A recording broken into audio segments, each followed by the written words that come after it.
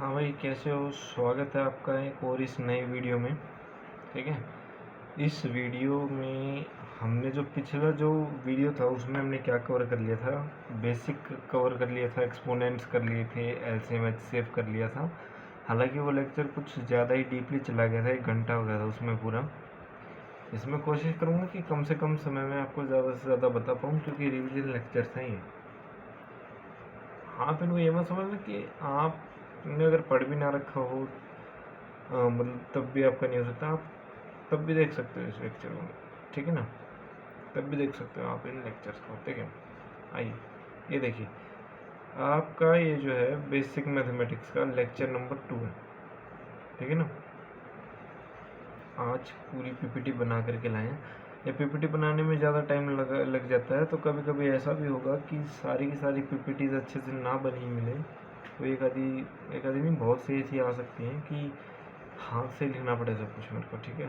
अभी तो सारी ऐसे ही आपको डेकोरेट की हुई आ जाती है, लेकिन आगे से थोड़ा कम वो करेंगे, या फिर क्या पता, देखो आगे जैसा भी है ना। हाँ, तो हमने पिछले वीडियो में एक्सपोनेंट्स कर लिए थे, बेस कर लिया, मतलब ये पावर वगैरह का सब खेल खत्म था। हाँ जी, एलसीएम एचसीएफ भी कर लिया था। अच्छा, जिसको वो पॉइंट्स एचसीएफ का याद नहीं है, मैं भी याद दिला देता हूँ। एक जो है उसमें ऐड करके, एक स्लाइड में ऐड करके देखो। इस स्लाइड में मैं आपको एचसीएफ का पॉइंट बताऊंगा।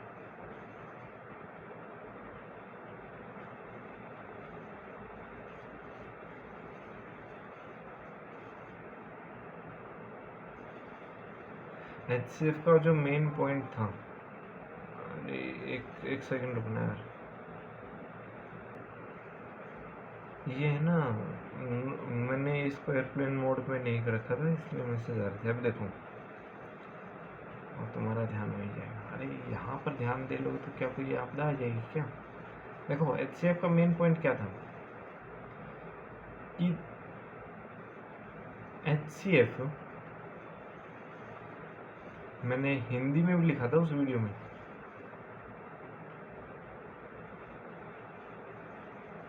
एचसीएफ वो पॉइंट, सॉरी, एचसीएफ वो पॉइंट कर रहा हूँ, वो नंबर होता है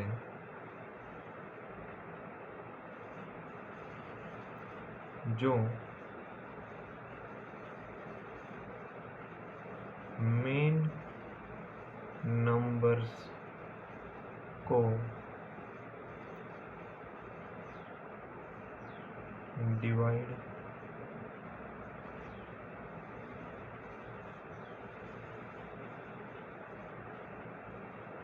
कर देता है। यानी मैं बताना क्या चाह रहा हूँ कि एचसीएफ वो नंबर होता है जो मेन नंबर्स जिनसे वो एचसीएफ निकल करके आया ना, उन नंबर्स को भी वह डिवाइड कर देता है ना। एक तो ये मेन पॉइंट बताया था। अच्छा, दूसरा मेन पॉइंट क्या बताया था? HCF of two numbers is either the difference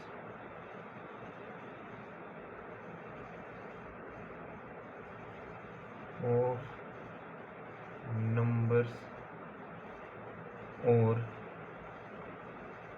the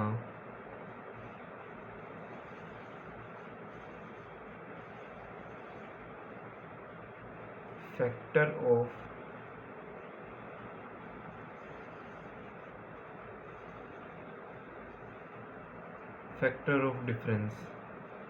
ठीक है, वो ये चीज़ मैंने बता दी थी। यही दो मेन पॉइंट है एचसीएफ के याद करने के। अच्छा, मैंने तुम्हें एलसीएम का भी बताया था ना, लीस्ट कॉमन मल्टीपल। तो एलसीएम के मेन पॉइंट देख लो। एलसीएम के मेन पॉइंट हैं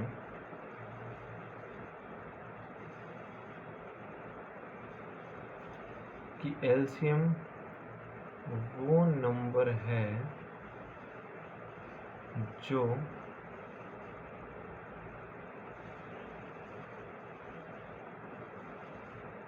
अपने मेन नंबर्स से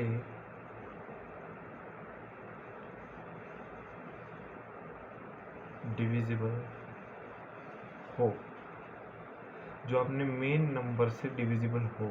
वही मतलब जो दो नंबर्स हैं, अगर वो छोटा मल्टीपल दोनों में जो कॉमन है तो वो मेन नंबर से तो डिविजिबल होगा ना यार, क्योंकि वो उन्हीं की टेबल में फॉल कर रहा है ना।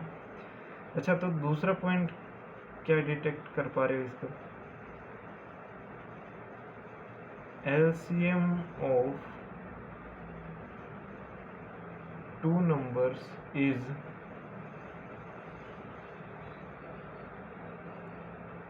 either the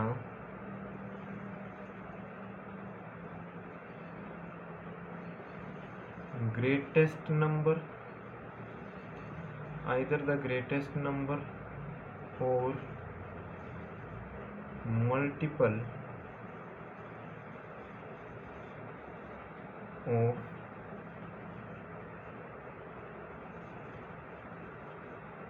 greatest number. ये चीज़ देख पाए थे हम। अच्छा, तो सर जी क्वेश्चंस में हमें पता है क्या चीज़ अप्लाई करनी है। देखो क्वेश्चंस में ना तुम्हें ये वाली सेकंड वाली चीज़ अप्लाई करनी है। वो तो ऊपर वाली चीज़ तो वैसे भी कॉमन सी चीज़ है ना, ये वाली चीज़ अप्लाई करनी है। अगर कोई एलसीएम का क्वेश्चन है, एचसीएफ का क्वेश्चन है, तो उसमें ये वाली चीज़ अप्लाई कर देंगे। कर पाओगे? ठीक है, कर पाओगे? मैंने कुछ क्वेश्चंस भी दिए थे होमवर्क के लिए, अगर वे करके लाए हो तो बड़ी अच्छी बात है। अगर नहीं हुए हैं तो अभी देख लो। ऊपर वाला तो शायद मैंने करवा दिया था, है ना। एक बार फिर से कर लेते, ऊपर वाले को क्या दिक्कत है। अच्छा, ये कह रहा है कि इन दो नंबर्स का एचसीएफ बताना है। अच्छा जी, ठीक है। देखिए, इन दो नंबर्स का अगर आपको एचसीएफ बताना, तो नंबर्स क्या क्या है, मैं नंबर्स नोट डाउन कर लेता हूँ। 72 है और एक है 90। ठीक है जी। तो इन दोनों का मैंने जो डिफरेंस है अपना, इन दोनों का जो डिफरेंस है वो आया है 18। अच्छा, आपने कहा था कि या तो उनका डिफरेंस होगा या फिर डिफरेंस का फैक्टर होगा। अब सर 18 के फैक्टर्स भी तो हो सकते हैं इसका एचसीएफ। भाई हो सकते हैं यार, लेकिन क्या पता यही हो। अब सर ये ही है या नहीं है, इसको कैसे पता करें। अब इसके लिए काम आएगा तुम्हारे को ये ऊपर वाला पॉइंट। ठीक है, ऊपर वाला पॉइंट काम आएगा। ऊपर वाला पॉइंट एचसीएफ के केस में क्या होता है कि एचसीएफ जो है मेन नंबर्स को डिवाइड कर देता है। अब क्या तुम ये देख पा रहे हो कि 72 जो है वो मतलब 18 से डिविजिबल है या नहीं है? 72 जो है वो 18 से डिविजिबल है। हाँ जी, ये 4 पे जा रहा है। ठीक है, मैं मेरे पास ये है ना, ये देखो ये वाला कैलकुलेटर भाई, अगर कैमरे में देख पा रहे तो, ताकि मैं अपना काम इजी कर सकूँ, लेक्चर को छोटा कर सकूँ। ठीक है ना। अच्छा जी, देखो दूसरे को देखते हैं। दूसरा क्या डिविजिबल है? हाँ जी, दूसरा भी डिविजिबल है। पहला डिविजिबल है 4 पे और दूसरा डिविजिबल है 5 पे। दोनों डिविजिबल, हेंस इसका 18 एचसीएफ आ जाएगा। अच्छा, अब 3 नंबर्स आ गए। अब 3 नंबर्स में ये केस नहीं लगेगा, 3 नंबर्स में ट्रिक नहीं लगती है, चाहे एलसीएम निकालना हो चाहे एचसीएफ निकालना हो। अब एचसीएफ ऑफ उसका, अब इसका एचसीएफ तो हमें नॉर्मली कैलकुलेट करना पड़ेगा। आइए हम 48 का एचसीएफ निकालते हैं।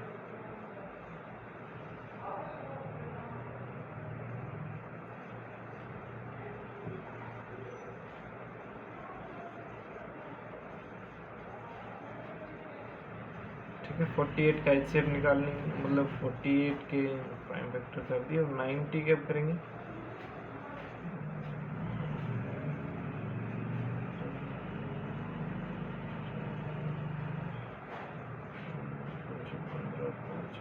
हाँ जी, 90 के भी हो गए।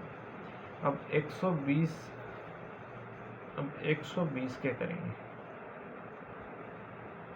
दो चिपवाला, दो तिरछा,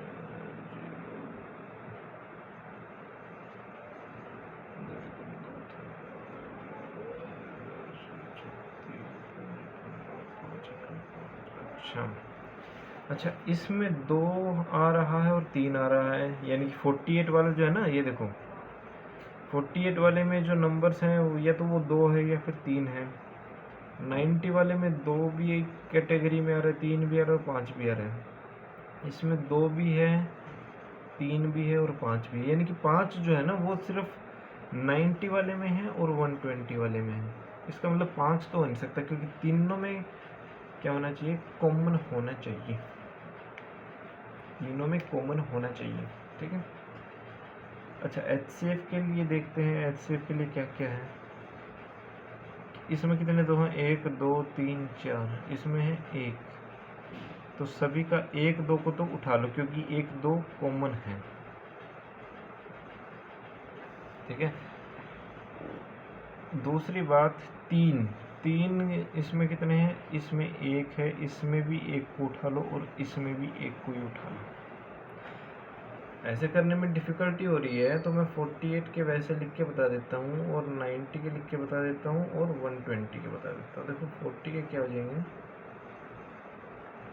2 इंटू 2 इंटू 1 2 3 4, 3, और ये 4 बार 2 लिख दिया, और ये 1 बार 3 आ जाएगा, और फिर इसका कितना हो जाएगा, 2 3 3 5, 2 3 3 5, 120 के 2 2 2 3 5, 2 2 2 3 5।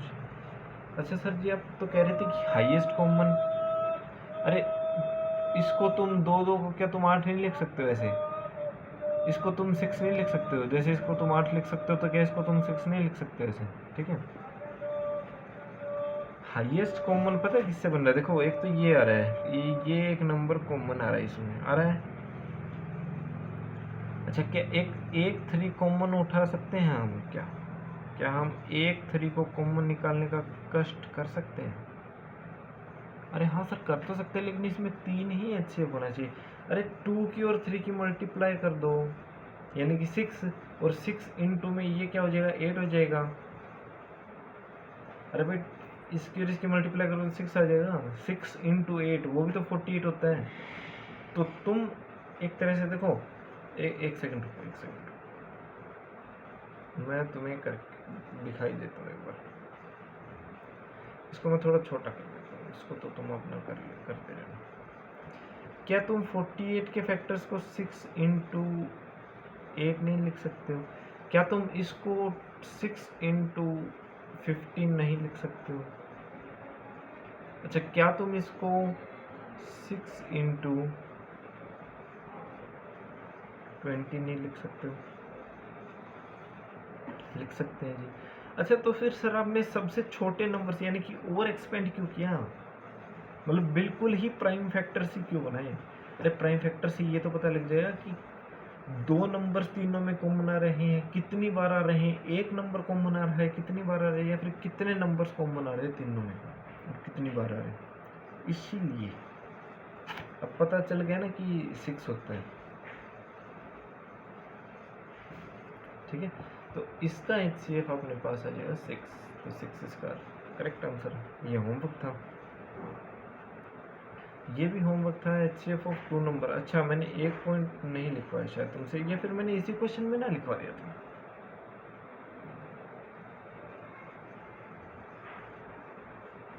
अच्छा, क्वेश्चन इनकम्प्लीट है। Which of the following can never be there एल्सियम, तो फॉलोइंग तो कुछ लिख ही नहीं रखा है इसमें। फॉलोइंग देखता हूँ क्या लिख रखा था।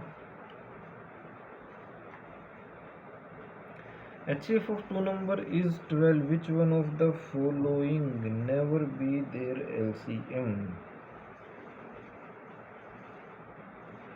अच्छा जी, ठीक है।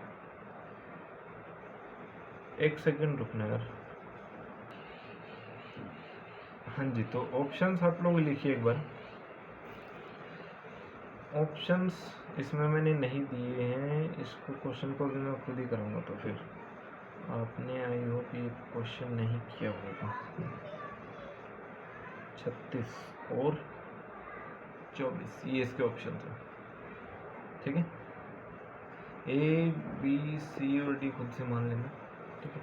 देखो क्या है कि इस क्वेश्चन के सॉल्यूशन में मैंने तुम्हें बताया था कि जैसे ये x है और ये y है, मान लीजिए इसके फैक्टर्स कुछ करेंगे तो एक तो 1 आएगा और एक मान लो a आ गया, और इसके फैक्टर्स करने पे एक तो मान लो 1 आ गया, एक a आ गया और एक b आ गया, मान के चलो। और इन दोनों का एक बार एलसीएम देखा, एलसीएम चेक किया तो वो कैपिटल ए आ रहा था, हाइपोथेटिकली मान लिया। लेकिन इनका एचसीएफ तो हमें ए ही दिख रहा है, मतलब स्मॉल ए दिख रहा है ना, स्मॉल ए इनका एचसीएफ दिख रहा है। मतलब ये जो एक्स है ये किससे डिविजिबल हो सकता है? ए से। और ये जो वाई है ये भी ए से डिविजिबल हो सकता है, इसका मतलब ये बात तो तय है। इस वीडियो को नोट पॉइंट बना लेना। नोट पॉइंट जो होता है ना, ये वीडियो की टाइमलाइन है साइड में ना, तो कमेंट सेक्शन में नोट करके लिख देना कि हाँ इस क्वेश्चन पे ये बताएगा, ठीक। अच्छा ये डिविजिबल है, एक्स भी ए से है, वाई भी ए से, लेकिन क्या ये देखो x का ये मल्टीपल है,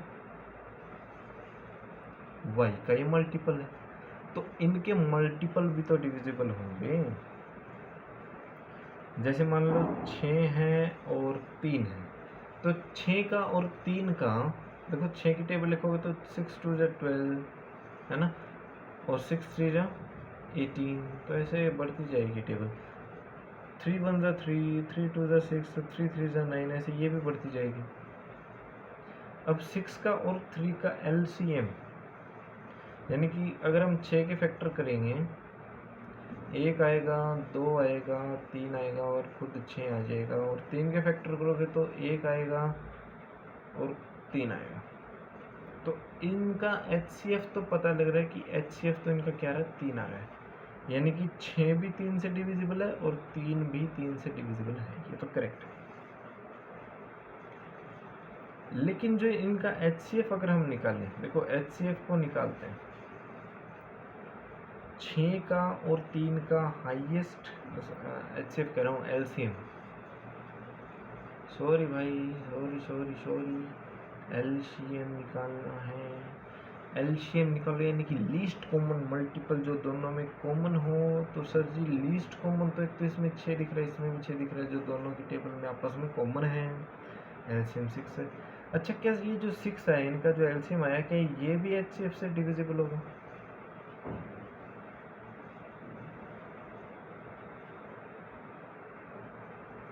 हाँ ये भी तो डिविजिबल है।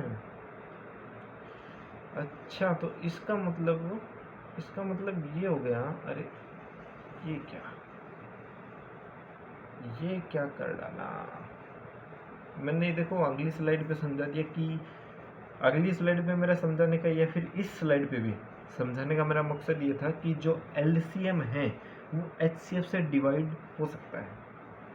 तो ठीक है, ये मैंने अगली स्लाइड पे बता दिया, इसलिए मैं इसको उठा रहा हूँ। देखो अब इसका सोल्यूशन देखो, 2 नंबर्स है कोई भी, उनका एचसीएफ क्या है, 12 है। देखो एचसीएफ क्या है,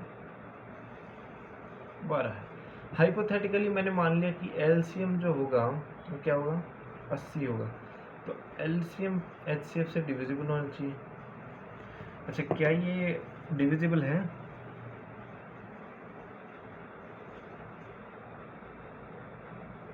ये नहीं है डिविजिबल। अच्छा, एलसीएम 60 ले लिया मैंने और एचसीएफ 12 है, तो क्या ये डिविजिबल है?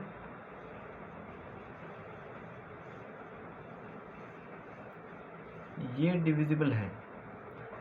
अच्छा, 36 क्या 12 से डिविजिबल है? 36 क्या 12 से डिविजिबल है? ये भी डिविजिबल है। अच्छा, क्या 24 12 से डिविजिबल है? वो तो 2 पे ही आता है ना? इसका मतलब ये कह रहा है कि नेवर डिविजिबल, यानी कि वो डिविजिबल नहीं होना चाहिए। तो अपना करेक्ट आंसर पता है क्या बैठेगा? ये जेई का पेपर नहीं कि जो मल्टीपल करेक्ट आंसर हो, मतलब एडवांस का नहीं है। 80 correct option is option number A. ये तो मैंने बता दिया था यार। इसको आप फिर से इस स्लाइड में होमवर्क कंसिडर करो, क्योंकि अगर सारे सवाल आज ही करा दिए तो आगे का टॉपिक नहीं बढ़ पाएगा। आज का टॉपिक है टॉपिक टू बी कवर्ड, यानी कि इनइक्वालिटीज। आज फाइनली अच्छे वाला टॉपिक आ गया है ना, वेविकर मेथड। इनइक्वालिटी पे ज़्यादा टाइम लगाऊंगा नहीं मैं, वो क्वेश्चंस के साथ तुम खुद से ही सीख जाओगे इसको। तो ये तो आसान सा क्वेश्चंस के साथ सीखोगे तुम, और ज़्यादातर क्वेश्चंस में ये लगाने के लिए आप मजबूर हो जाओ, क्योंकि ज़्यादातर इसमें मतलब बहुत बड़े बड़े क्वेश्चंस आते हैं, तो वेविकर मेथड ज़्यादा लगता है।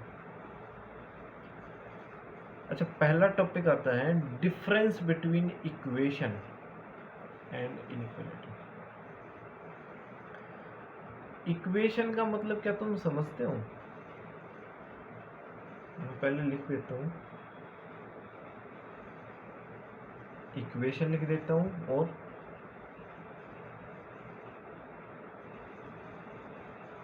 इनइक्वालिटी बोल लीजिए, या फिर आप इसको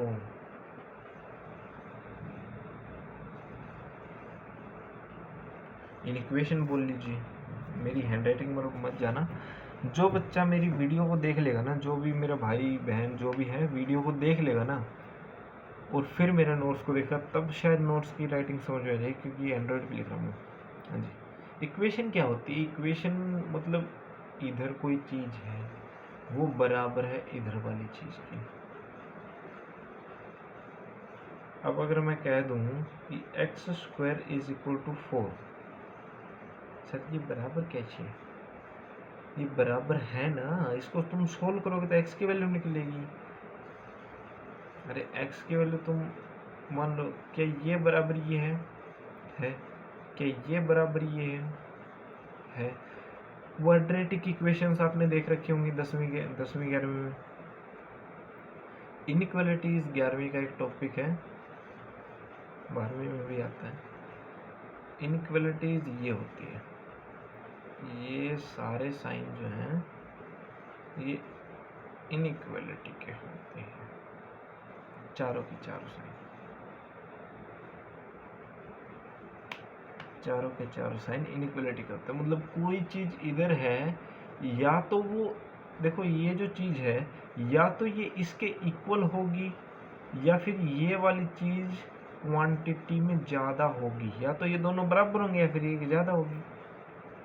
अच्छा जी, ठीक है। इस वाली साइन का क्या मतलब है? इस वाली साइन का मतलब ये है कि ये कोई चीज़ है और ये कोई चीज़ है, ये वाली चीज़ हमेशा इससे, ये वाली चीज़ हमेशा ज़्यादा रहेगी। अब इसका क्या मतलब है? यहाँ पर कोई चीज़ है, यहाँ पर कोई चीज़ है। इसका मतलब तो ये हुआ ना,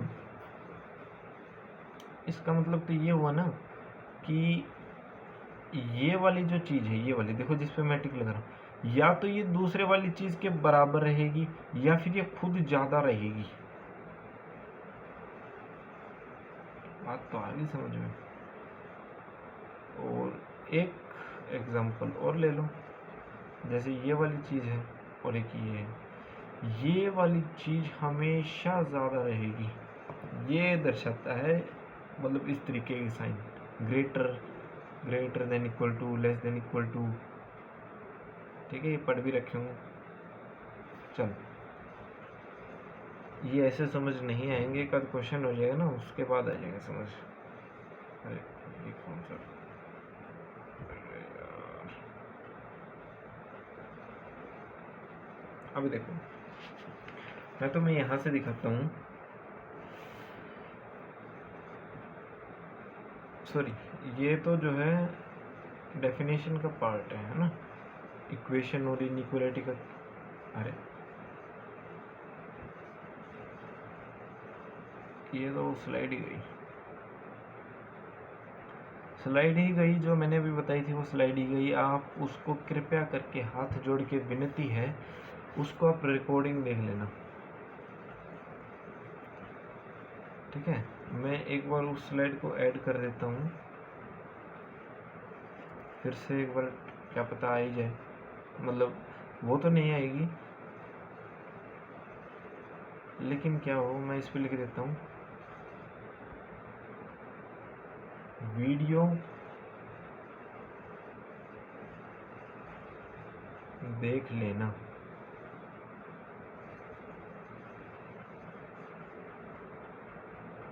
ये पेज पीडीएफ में नहीं है, ठीक है। अब तो समझ में आ जाए। अच्छा, लीनियर इनइक्वेशंस मैंने बताया था, इनइक्वेशंस भी कहते हैं, ठीक है ना। लीनियर इनइक्वेशंस का मतलब क्या है कि एक ऐसा पोलिनोमियल क्या होता है अब सर? अरे जिसमें वेरिएबल्स हों, जैसे हाईएस्ट डिग्री, देखो इसमें क्या होती है, लीनियर इनइक्वेशन में हाईएस्ट डिग्री 1 होती है उस वेरिएबल की। एक ही वेरिएबल होता है, जैसे x है, यहाँ पर x की पावर 2 लिख दूँ तो इसमें डिग्री हाईएस्ट कितनी है, 2 है। x की पावर 1 लिख दूँ तो हाईएस्ट डिग्री कितनी है, 1 है। x की पावर 0 लिख दूँ, हाईएस्ट डिग्री कितनी है, 0 है। तो ये सब तो है डिग्रीज, ठीक है ना, ठीक है। जैसे मैं एक एग्जांपल लिख देता हूँ, जैसे 2x माइनस 8, ये ग्रेटर देन है 0 से। ऐसा कब हो सकता है, इसकी क्या वैल्यू रखें कि ये इन इक्वेशन सेटिस्फाई कर जाए? अच्छा सर जी, आपको कैसे पता कि ये लीनियर इक्वेशन है? अरे इसमें हाईएस्ट डिग्री x की क्या है, 1 ही तो है, ऊपर पावर कुछ नहीं करके, तो हाईएस्ट डिग्री 1 ही तो है इसमें। हाँ चलो देखो, इसको सोल्व करेंगे। इसको सोल्व करने के लिए आपको क्या करना पड़ेगा, हाइपोथेटिकली माइंड में एज्यूम करना पड़ेगा कि ये जो इक्वेशन, मैं पहले इस इक्वेशन को ही लिख देता हूँ, 2x minus 8 greater than equal to 0। यहाँ पर भी मैंने क्या कर दिया, 8 प्लस कर दिया, और यहाँ पर भी मैंने 8 प्लस कर दिया। 8 से 8 कैंसिल हो गया, यहाँ पर 8 आ गया, और यहाँ पर क्या बच गया, 2x ग्रेटर देन 8। ये पेपर में या कहीं भी जाओ, सीबीएसई बोर्ड को छोड़ के, अपने बोर्ड्स एकेडमिक्स को छोड़ के, ये कहीं और कॉम्पिटिटिव एग्ज़ाम की तैयारी के लिए मत करना ऐसा, अपने माइंड में ही सॉल्व करना, ठीक है। अभी के लिए तो लिख देता हूँ, x की ऐसी क्या वैल्यू आएगी। अब डिवाइड भी ऐसे ही करना आपको, इधर भी 2 से डिवाइड कर दिया, इधर भी 2 से डिवाइड कर दिया, तो ठीक है। 8/2 यानी 4, यानी x की वैल्यू अगर आपकी 4 से बड़ी होगी, यानी कि अगर आप 5 रखोगे, 6 रखोगे, 7 रखोगे, 8 रखोगे, कुछ भी रखोगे, ये सेटिस्फाई कर जाएगा। आप रख के देख लेना, ठीक है ना। इसका सॉल्यूशन सेट कैसे लिखा जाएगा, अगर सेट की फॉर्म में, सेट थ्योरी जो आगे पढ़ेंगे फिर कभी, अभी तक तो यही। अभी क्या है ना कि मैं कॉम्प्लेक्स नंबर के बाद इसको बंद कर दूंगा वीडियोस को। हाँ, हार मान ली सर, अब आप कोई और वीडियोस डालना शुरू करोगे, कोई और नया बैच बनाओगे? नहीं, ऐसा नहीं है। 29 सितंबर के बाद से आगे से फिर से चालू हो जाएगा, कुछ दिक्कत थोड़ी इसमें। देखो, इसका सॉल्यूशन सेट अब हमारा क्या बन जाएगा कि x जो है वो माइनस इन्फिनिटी से 4 तक हो रहेगा।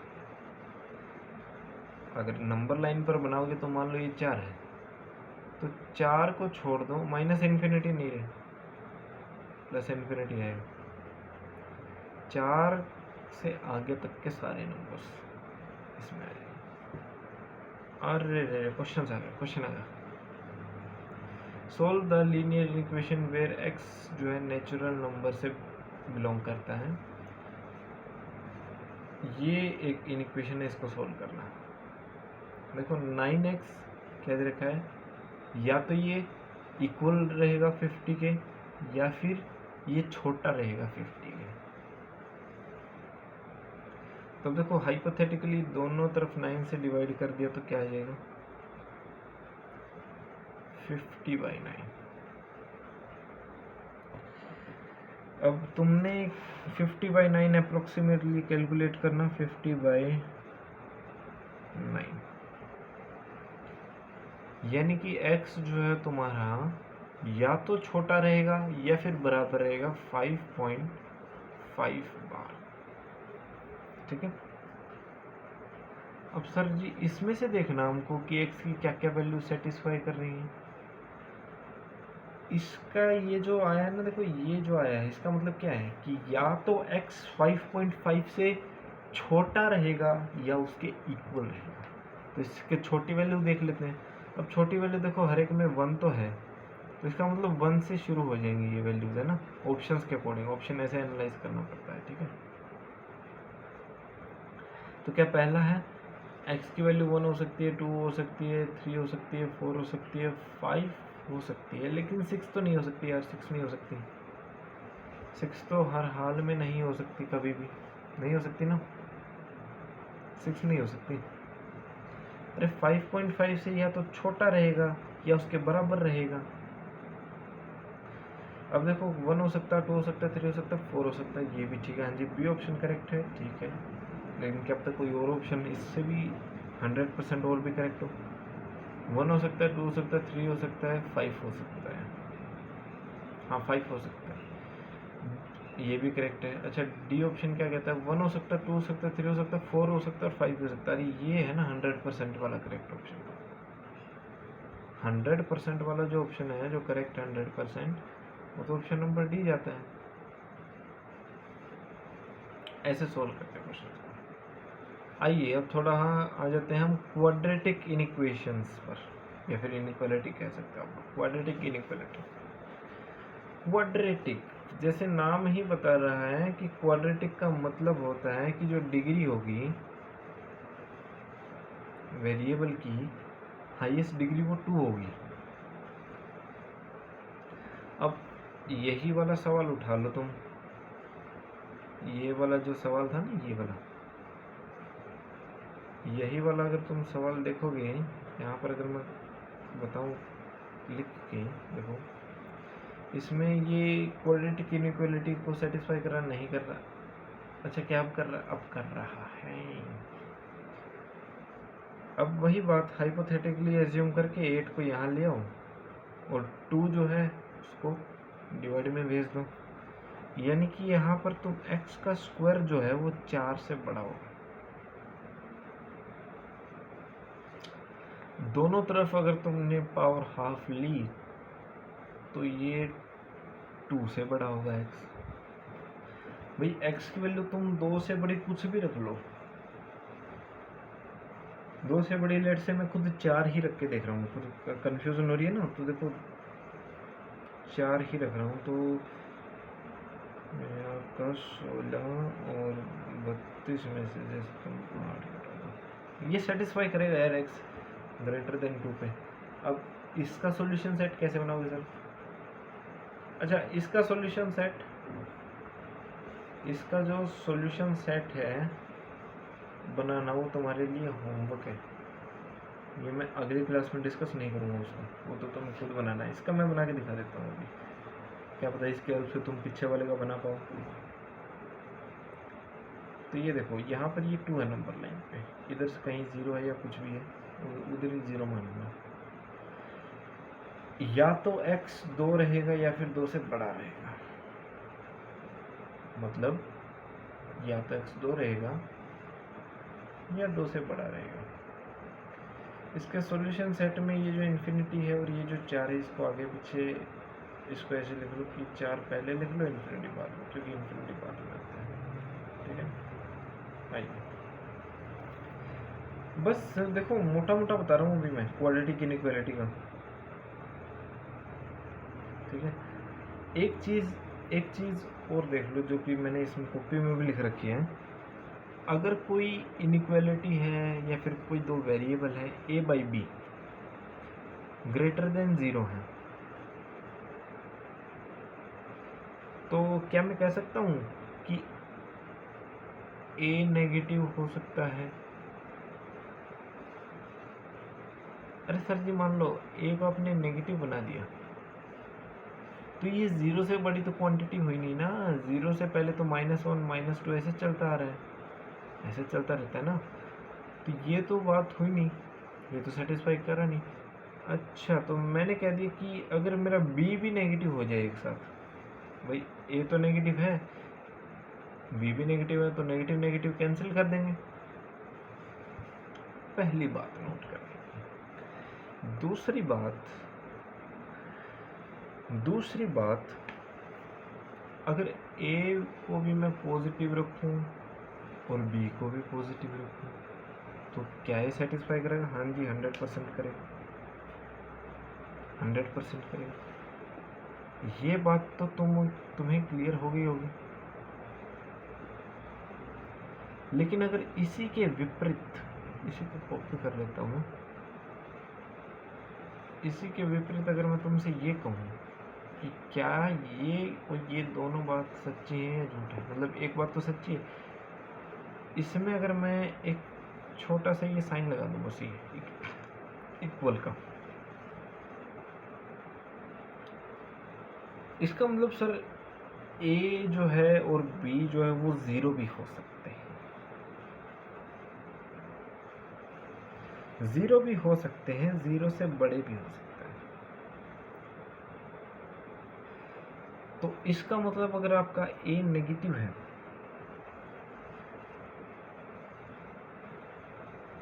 बी तो कभी 0 हो ही नहीं सकता। मान लीजिए इसकी ये दोनों कंडीशन मैं अभी खुद से लिखता हूँ, इसके लिए ये कंडीशन सही नहीं है।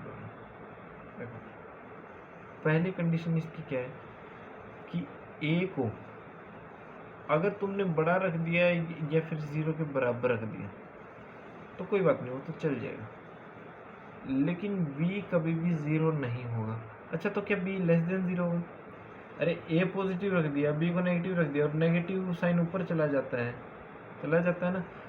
तो ये क्वांटिटी तो ये कहना चाहती है कि ए बाई बी या तो 0 से बड़ा होना चाहिए या 0 होना चाहिए, लेकिन अगर वो साइन नेगेटिव यहाँ आ जाएगा तो ये तो क्वांटिटी ही नेगेटिव बन जाएगी। तो बी को 0 से बड़ा होना पड़ेगा। अगर बी को 0 हो गया तो नॉट डिफाइन हो जाएगा।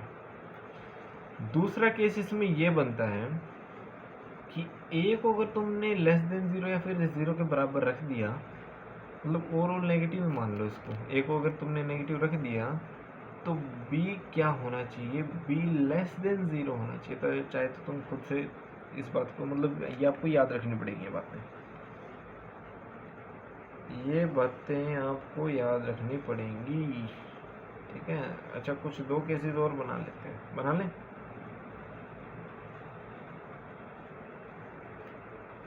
अच्छा, दो केसेस वो जो होंगे ना, वो आपके लिए होमवर्क होंगे। आपको चेक करना है कि ए by B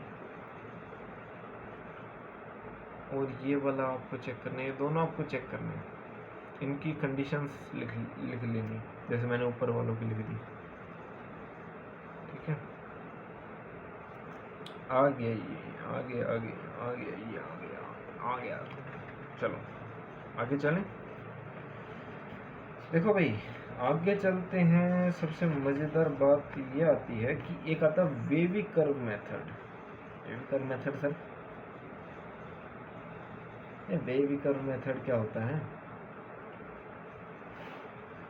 wavy curve method ये होता है, इसमें इस मेथड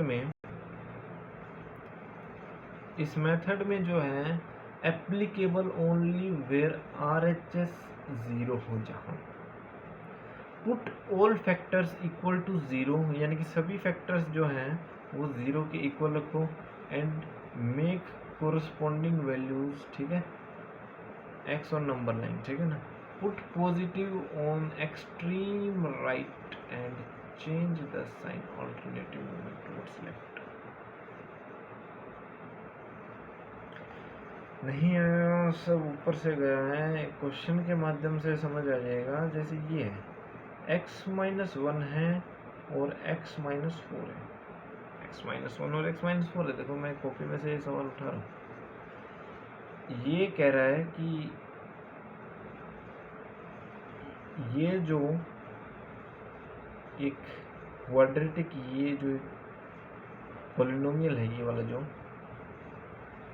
ये लेस देन 0 किस x की वैल्यू पर रहेगा। पहला तरीका आपको क्या करना है, इस सवाल को मैं इस पेज पे ना समझाने के बजाय मैं इस सवाल को अगले पेज पे समझाता हूँ। देखो अब देखो ये सवाल क्या कहना चाहता है। पहला स्टेप क्या होगा कि x-1 को 0 के इक्वल पुट कर दो और x-4 को 0 के इक्वल पुट कर दो। यहाँ से x की वैल्यू आएगी 1, यहाँ से x की वैल्यू आएगी 4। ठीक है, ये तो हो गया अपना स्टेप क्लियर।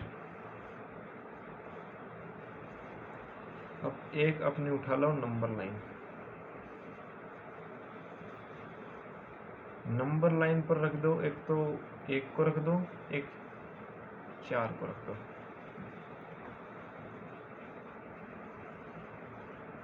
यहाँ पर 0 होना चाहिए, वो भी सेटिस्फाई हो गया।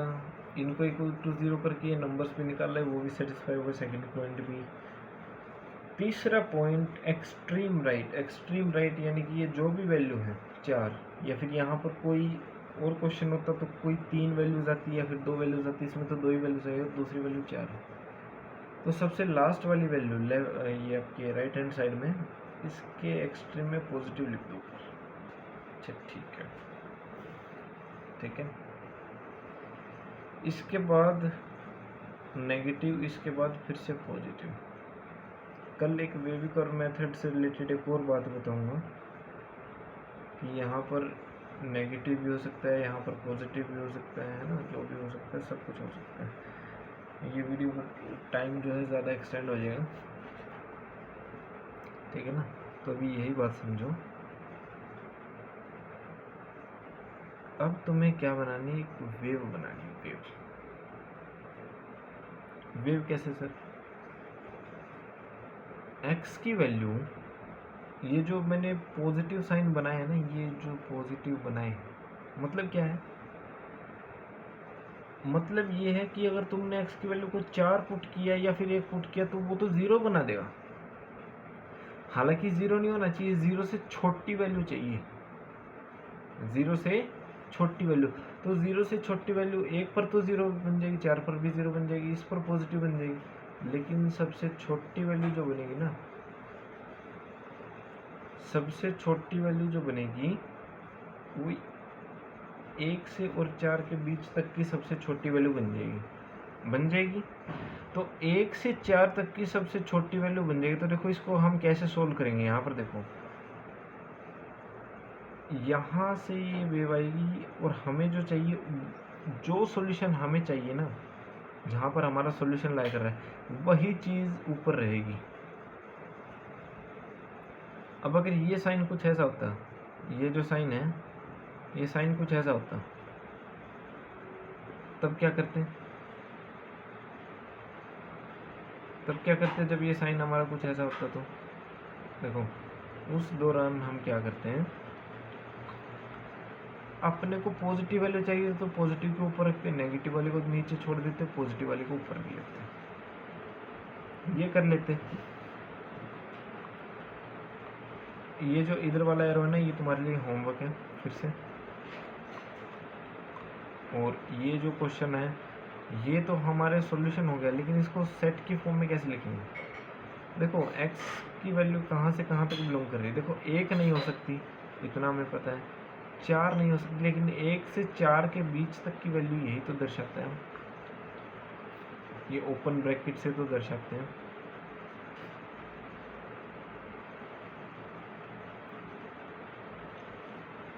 ठीक है, इससे रिलेटेड एक आध क्वेश्चन है, वो भी ट्राई करना चाहो तो अभी कर लो। क्वेश्चन है फाइंड, मैं करवा देता हूँ, x माइनस 1 x माइनस 4, अच्छा ये तो मैंने अभी दिया ही था। अच्छा चलो इसको तुम होमवर्क के तौर पर ट्राई कर लेना, मैं एक दूसरा क्वेश्चन करवा देता हूँ। x माइनस 2 x माइनस 5, ये वाला क्वेश्चन। आइए इस क्वेश्चन को देखते हैं। First of all x minus 2 को जैसे तुम 0 पुट करोगे तो x की वैल्यू 2 आएगी, x माइनस 5 को 0 के इक्वल पुट करोगे तो x की वैल्यू 5 आएगी। 2 को और 5 को नंबर लाइन पर लिख लो और 5 के एक्सट्रीम में पॉजिटिव लगा दो, यहाँ पर नेगेटिव लगा दो, यहाँ पर पॉजिटिव लगा दो। हमें कैसा चाहिए, ये जो पूरा ये जो है इक्वेशन, ये है लेस देन 0 होनी चाहिए। तो लेस देन 0 वाला ग्रुप कौन सा है, मतलब नेगेटिव वाला। अच्छा ये वाला है, पता नहीं क्या गला सा खराब है, ये वाला है, ठीक है ना। तो हमें ना तो 2 चाहिए, हमें ना 5 चाहिए, हमें इसके बीच का चाहिए। अगर हमें 2 और 5 चाहिए ना तो ये इक्वल टू 0 होना ज़रूरी है, ये बात भी याद रखना। तो हमारा सॉल्यूशन सेट क्या हो जाएगा, हमें ना तो 2 चाहिए ना 5 चाहिए, हमें उसके बीच का सॉल्यूशन चाहिए, तो ये हो जाएगा।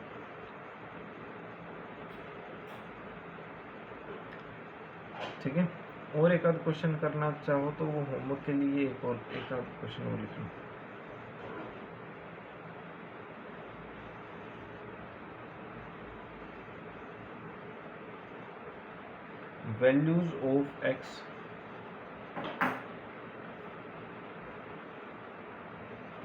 values of x satisfying x minus 1 upon 2 minus x, ये कर लेना। और एक क्वेश्चन और है तो 2 क्वेश्चन और, लेकिन एक क्वेश्चन और लिख लो, इसको फिर से कर लेना। चलो लिख लो वो वाला क्वेश्चन में, x माइनस 2 3x माइनस 5 और x प्लस 3 लेस देन 0, ठीक है ना। इसको भी कर लेना, नेक्स्ट क्लास में करेंगे इनको डिस्कस। अच्छा तो मॉडुलस इनइक्वालिटी क्या होती है। मॉडुलस इनइक्वालिटी होती है, जैसे मोड में मैंने 2 लिख दी, तो 2 लिखने का क्या मतलब है, ये 1 घंटे से ऊपर का जाएगा ये वाला लेक्चर भी यार, कितना ही कोशिश कर लो लेक्चर का टाइम छोटा नहीं। मॉडुलस के अंदर कोई भी चीज़ लिखोगे तो वो हर पॉजिटिव बनकर ही निकलेगी, लेकिन ये तो मॉडुलस इक्वेशन हुई ना, ये तो इक्वेशन हुई, लेकिन हमें तो इनइक्वेशन की बात करनी है, तो इनइक्वेशन की बात कर लेते हैं। कोई x है, या तो वो बड़ा होगा या फिर बराबर होगा 4 के,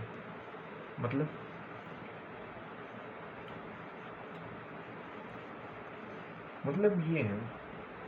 अच्छा इस मॉडुलस इनइक्वालिटी को सोल्व करने से पहले कुछ बेसिक टर्म्स आपको जानने पड़ेंगे। मॉडुलस के अंदर अगर मैं -2 रखता तब भी 2 आता, +2 रखा तब भी 2 ही आया। अच्छा मान के चलो कि इसी के विपरीत मैं एक सवाल बनाता कि मॉडुलस x है और वो 2 है, तो x को तो हम 2 भी बना सकते हैं, मतलब ये जो 2 है, ये वाला जो 2 है, इसकी x की वैल्यू 2 भी रख सकते हो, तो x की वैल्यू -2 भी रख सकते हो। अच्छा तो इसका मतलब ये है कि x की वैल्यू 2 रख दो या -2 रख दो, आंसर 2 ही आएगा। अच्छा यही बात यहीं पर अप्लाई करके देखे मॉडुलस इनइक्वालिटी में, कि x की वैल्यू अगर मैं रख दूँ -4 या फिर रख दूँ 4, तो देखते हैं ज़रा क्या होता है। हमारा सवाल ये था, और x की वैल्यू हमने क्या क्या ली थी, -4 ली थी और 4 ली थी। x की वैल्यू अगर हमने 4 ली तो ठीक है, मतलब x की वैल्यू अगर हमने 4 ले ली तो सिंपली हम लोग ऐसे लिख सकते हैं। हालांकि ये ऐसे लिखना ठीक नहीं है, और अगर मैंने -4 ले लिया तो ये तो तुम्हें सही दिख ही नहीं रहा है ना। लेकिन लिख सकते हैं, मैंने बस ऐसे बताया, ठीक है। तो कितने तरीके हो गए देखो, एक तरीके से तुम इसको ऐसे समझो कि यहाँ पर x माइनस में भी वैल्यू ले सकता है, x प्लस भी हो सकता है, x माइनस भी हो सकता है x की वैल्यू। अगर देखो x अगर पॉजिटिव ऐसे कैसे खुल गया, x की वैल्यू 4 थी वो ऐसे कैसे खुल गई, तो ये चीज़ हो सकती है। दूसरा कैसे खुल सकता है, ये -x, क्या पता अंदर नेगेटिव और बाहर पॉजिटिव निकल रहा हो, तो ये हो सकता है। अब इसके अकॉर्डिंग x क्या होना चाहिए, या तो बड़ा होना चाहिए या बराबर होना चाहिए 4 के। इसके अकॉर्डिंग x क्या होना चाहिए। अब देखो यहाँ पर ये माइनस है, अगर तुम इस माइनस को दूसरी साइड शिफ्ट करोगे, ये चीज़ नोट कर लेना,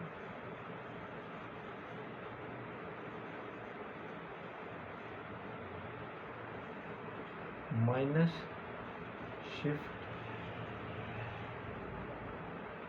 करने पर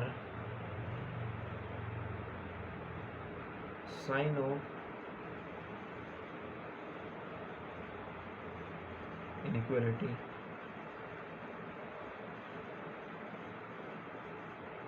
बदल जाता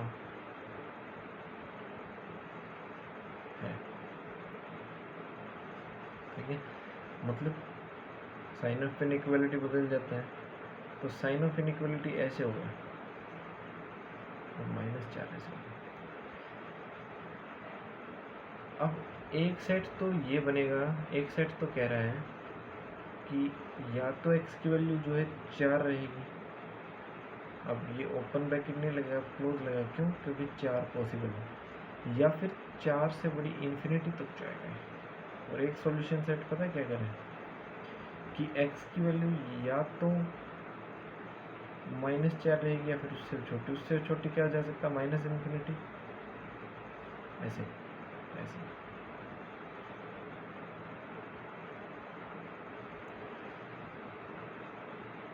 यही बात है। अगर कोई तुमसे कह दे कि ये जो अभी हमने सोल्व किया ना, इसका सॉल्यूशन क्या होगा ओवरऑल, तो इसका ओवरऑल सॉल्यूशन देखोगे तो वो 5 होगा, क्योंकि एक x तो ये कह रहा है कि वो 4 से इन्फिनिटी जाएगा, एक x कह रहा है कि वो -इन्फिनिटी से -4 तक लाएगा। यानी कि देखो नंबर लाइन ये बना ली हमने, और ये देखो -4 आ गया, ये 4 आ गया, ये कह रहा है कि ये 4 भी हो जाएगा क्लोज, और ये ऐसे, और ये कह रहा है कि ऐसे हो जाएगा। अब दोनों के बीच में कोई कॉमन सॉल्यूशन तो नहीं है, तो कोई कॉमन सॉल्यूशन पूछता है ज़्यादातर पेपर में, तो कॉमन सॉल्यूशन तो कोई है नहीं। तो इसका ओवरऑल अगर आपको कॉमन सॉल्यूशन लिखना है तो वो लिखना आएगा ऑप्शन में, 5 ऑप्शन आएगा अगर पेपर में आता है ऐसा सवाल कभी, तो 5 पर आपको टिक करना है। अच्छा ये हो गया, ठीक है। एक आध क्वेश्चन और कर ले क्या, चलो एक आध क्वेश्चन और लिख लेते हैं। जैसे ये है मॉडुलस x - 3, अच्छा ये ग्रेटर देन जीरो हो या कुछ भी हो, हमें एक बार तो ये देखना कि ये अंदर वाली टर्म कहीं नेगेटिव तो नहीं है या पॉजिटिव तो नहीं है। चलो देखो हाइपोथेटिकली मैंने मान लिया कि ये जो अंदर वाली टर्म है ये नेगेटिव है,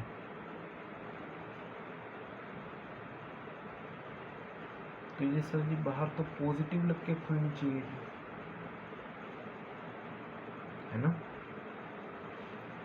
अरे मैंने क्या कहा है कि x-3 जो है ये कोई नेगेटिव वैल्यू दे रहा है।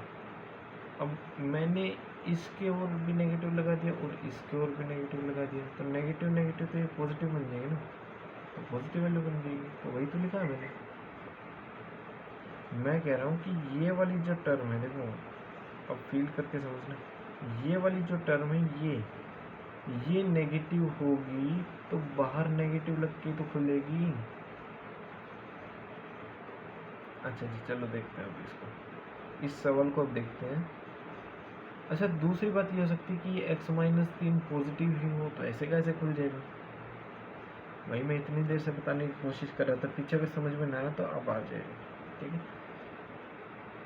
अब साइन बदली होएगा, साइन बदली होएगा तो ऐसे साइन चेंज हो जाएगा, ये माइनस नीचे जाएगा। अब ये क्या है कि हाइपोथेटिकली इधर भी 3 ऐड कर दो और उधर भी 3 ऐड कर दो, तो ये आ जाएगा 3, और यहाँ पर क्या आ जाएगा कि x ग्रेटर देन 3। एक सॉल्यूशन कह रहा है कि यहाँ पर जो है x 3 से बड़ा है, x 3 से छोटा है।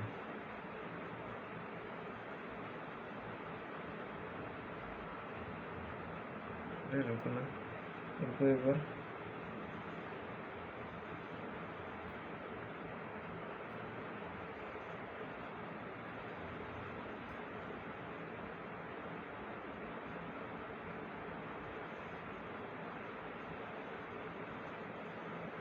हाँ ठीक है, ठीक है, लेकिन ये ऐसे कैसे हो सकता है? अच्छा ठीक है, हो सकता है पॉसिबल। अच्छा, तो इसने ये कहा है कि ये पता है क्या कह रहा है, ये वाला, ये हमें कह रहा है कि यहाँ पर ये जो अपने पास x है, ये जो अपने पास x है, ये -∞ से 3 तक है। ये वाला x क्या कह रहा है? ये वाला x कह रहा है कि ये 3 से इन्फिनिटी तक है। अब दोनों का कॉमन सॉल्यूशन अगर आप लिखना चाहो तो कैसे लिखोगे? दोनों का कॉमन सॉल्यूशन जो है वो ऐसे लिखा जाएगा, यहाँ पर देखो, एक सेकंड देखो, बाहर डिस्टरबेंस हो रही थी, अभी देखो अभी भी होगी थोड़ी देर बाद, क्योंकि दादी बाहर गई है, थोड़ी देर में आ जाएगी। ये देखो कि नंबर लाइन पर अगर मैं बनाऊं तो यहाँ पर तो मैंने छोड़ दिया 3, क्योंकि इसमें भी 3 आ रहा है, इसमें भी 3 आ रहा है। ये कह रहा है पहले वाला कि 3 नहीं होना चाहिए, ये -∞ तक होना चाहिए। दूसरे वाला कह रहा है कि ये +∞ तक होना चाहिए एक्सेप्ट 3। तो हम इसका दूसरे तरीके से सॉल्यूशन सेट ऐसे लिख सकते हैं कि रियल नंबर होंगे सभी, बस एक एलिमेंट नहीं होगा, सिर्फ 3 नहीं होगा। ठीक है, ठीक है, तो मॉडुलस इनइक्वालिटी के क्वेश्चन कल और भी कर लेंगे। ठीक है ना फ्रेंड्स, तो इस लेक्चर में हम लोग जो है इतना ही रखते हैं। ठीक है फ्रेंड्स, अगले लेक्चर में फिर मुलाकात करेंगे। ये रिवीजन लेक्चर्स हैं, आपको प्लीज़ थोड़ा समझने की कोशिश करनी पड़ेगी। अगर मैं अभी पढ़ाने लगा हूँ, ऑब्वियस सी बात है कि कम समझ आ रहा हूँ, लेकिन कृपया करके समझने की कोशिश ध्यान लगा के करोगे ना, फील लेके 3D इमेजिन करके नंबर्स को फील करोगे, तो मेरा समझाया हुआ भी ऑटोमेटिकली तुम्हें समझ में आ जाएगा। ठीक है, मुझे खुद लग रहा है कि मेरा समझाया हुआ तुम्हें समझ नहीं आ रहा, लेकिन अभी होगा ऐसा, क्योंकि नए टीचर्स के साथ ऐसा ही होता है। जो नया नया अपना पढ़ाना शुरू करते हैं ना, जिनको पढ़ाने का मन होता है उनके साथ ऐसा ही होता है। So please try to understand. ठीक है, आप समझने की कोशिश करेंगे तो समझ आएगा, सब कुछ आएगा। ये घंटे से ज़्यादा का लेक्चर हो गया होगा ये हो, मैं टाइम वाइम नहीं देखता कभी कुछ। ठीक है, तो फ्रेंड्स मिलते हैं किसी नेक्स्ट वीडियो में। तब तक आप अपना ख्याल रखिएगा, खाइएगा पिएगा, मस्त रहिएगा, है ना, एकदम ठीक है ना। तो चपंडुक वाली फील लोगे क्या?